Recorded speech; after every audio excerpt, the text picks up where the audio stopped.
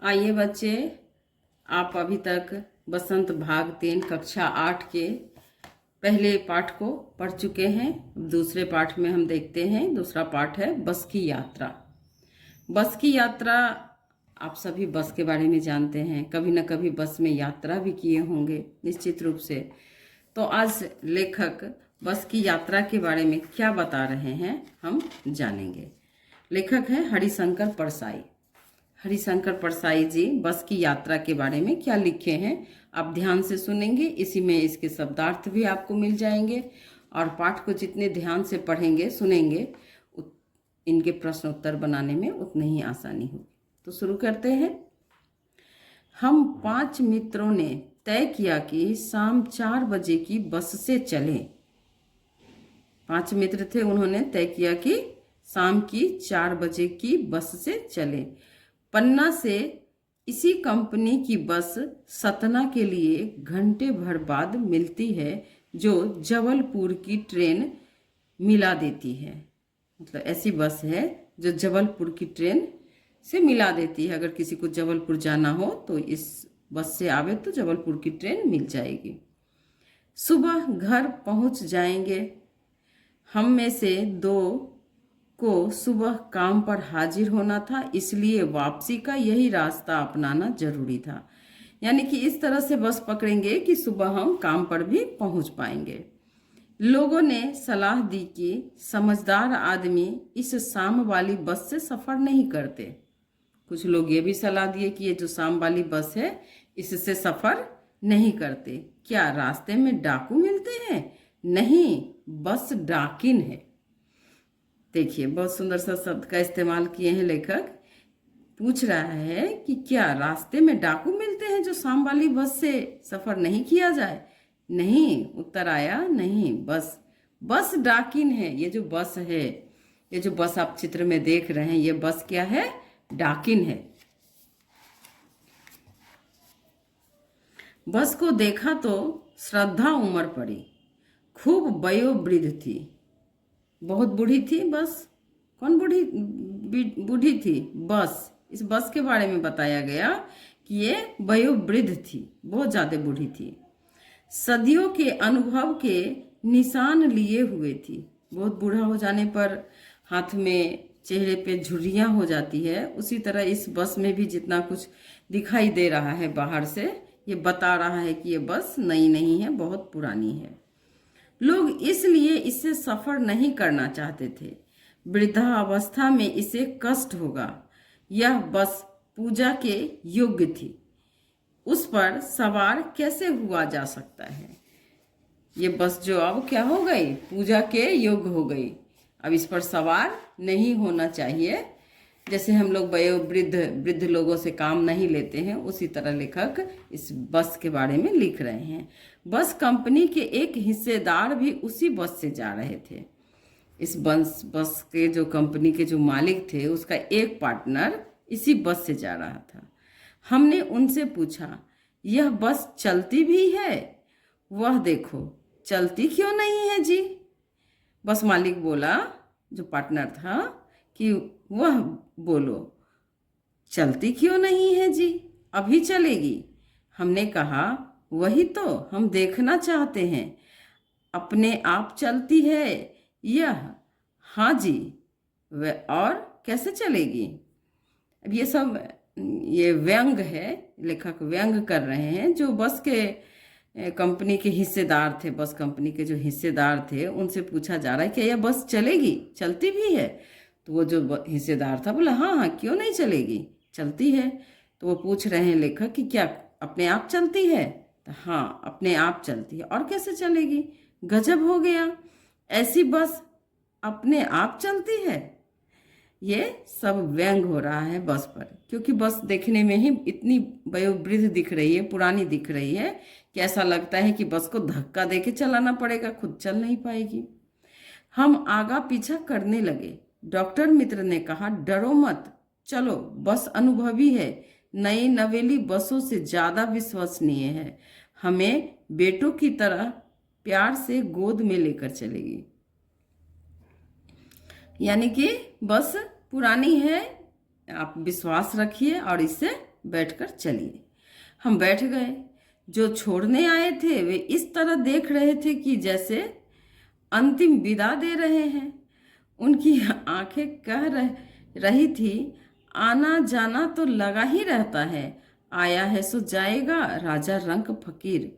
आदमी को कूच करने के लिए एक निमित्त चाहिए। वो ऐसी ऐसी बातें कर रहे थे जो उनको पहुंचाने आए थे कि ऐसा लग रहा हो जैसे ये अंतिम मिलन हो रहा हो, इसके बाद शायद हम मिले ही ना। इंजन सचमुच स्टार्ट हो गया, ऐसा जैसे सारी बस ही इंजन है और हम इंजन के भीतर बैठे हैं। बहुत ही मज़ेदार कहानी है, आप पूरी कहानी को सुनेंगे।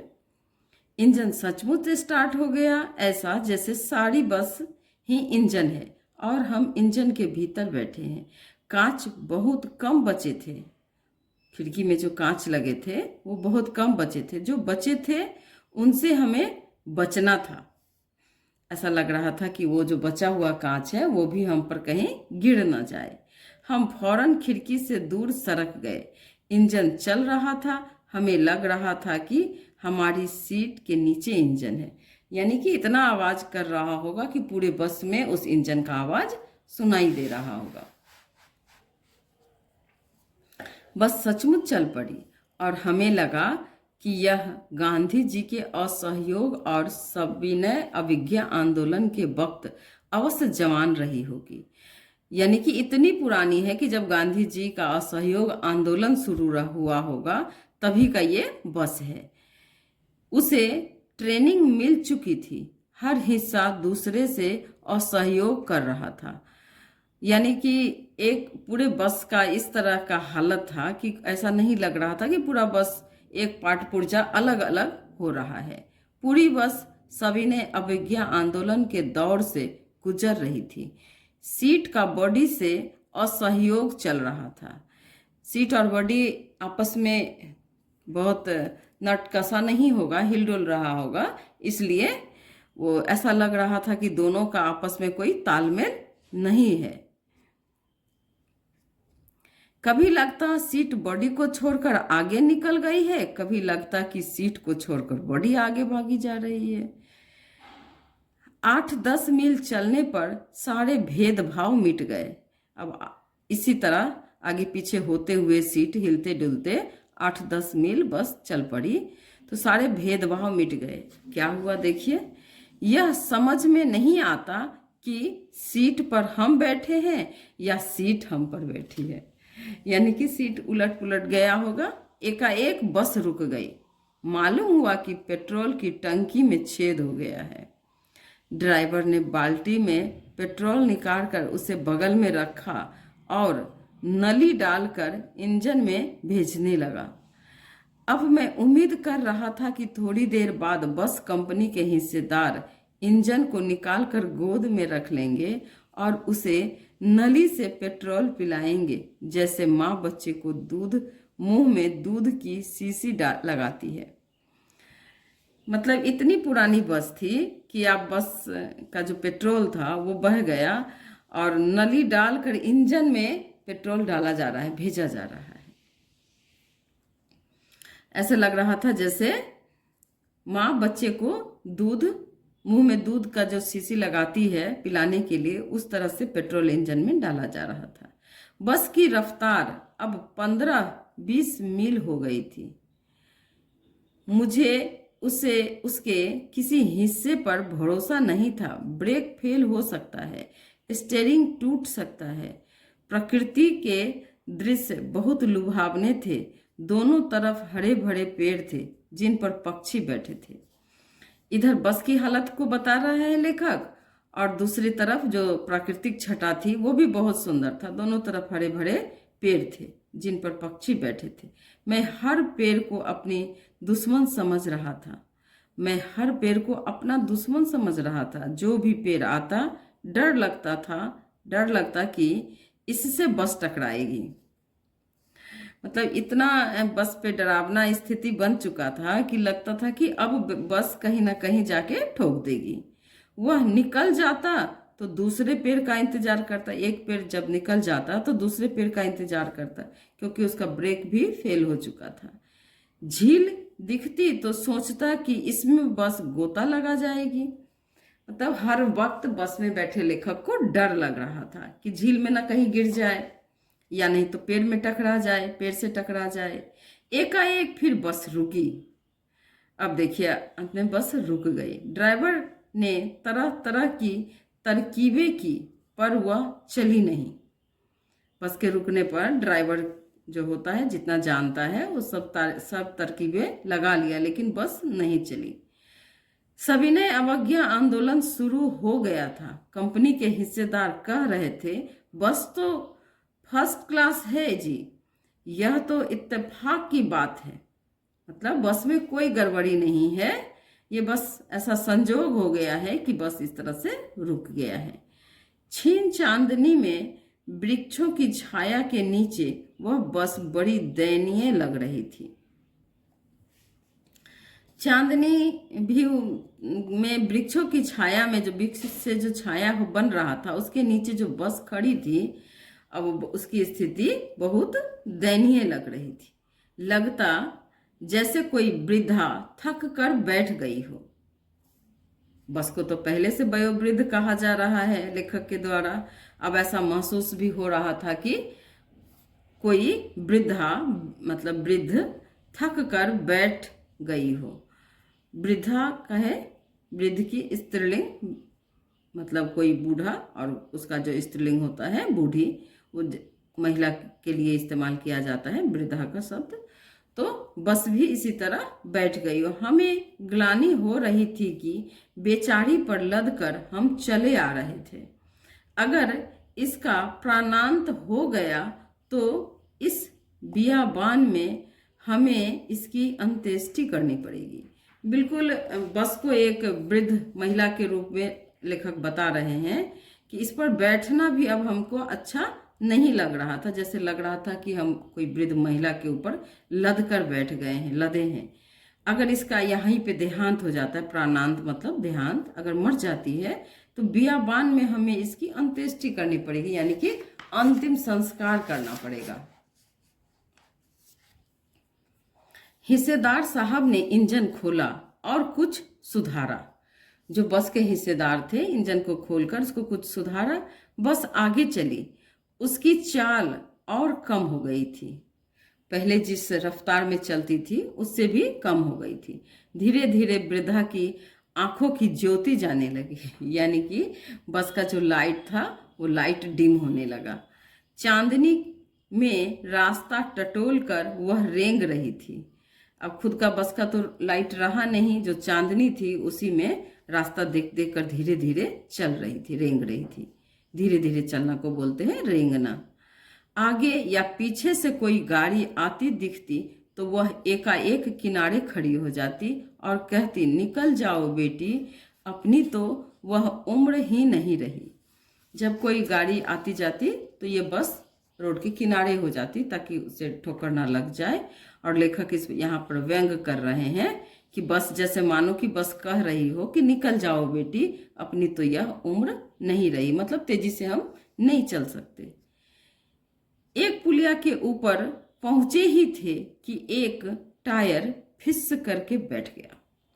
अब देखिए कहानी में और मजा आ गया कि ये जो वयोवृद्ध बस था एक पुलिया पे जैसे ही ऊपर चढ़ा तो क्या हुआ, एक टायर फिस करके बैठ गया, यानी कि टायर पंक्चर हो गया।